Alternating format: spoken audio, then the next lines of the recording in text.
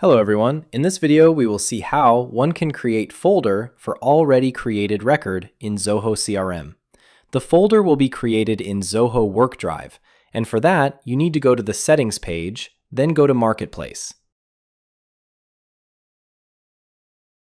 Click on the installed section and click on the setting under the WorkDrive for Zoho CRM extension.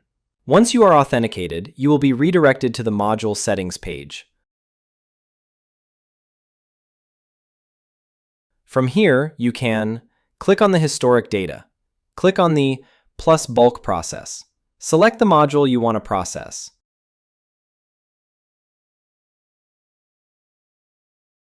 Select the custom view. Select it wisely, and as a new client come to use our product, in that case, he can select the all account because no folder is created previously.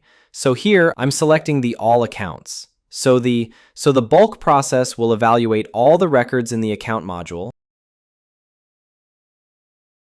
and you can select the folder where the account folder will be created.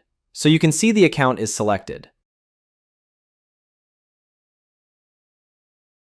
Select it and you can change the folder structure if you want.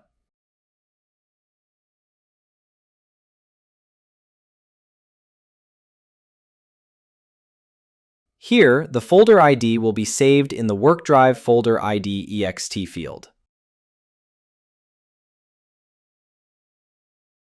And save it and create cron job.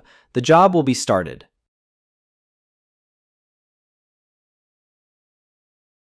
And if any record in the account module that is not linked with the Zoho WorkDrive, the extension will create folder for that record. So that is how you can create folder for previously created records. And once the bulk process is completed, the status will be changed here, and the admin will get an email informing that the process has been stopped and the record folder has been created. Thanks.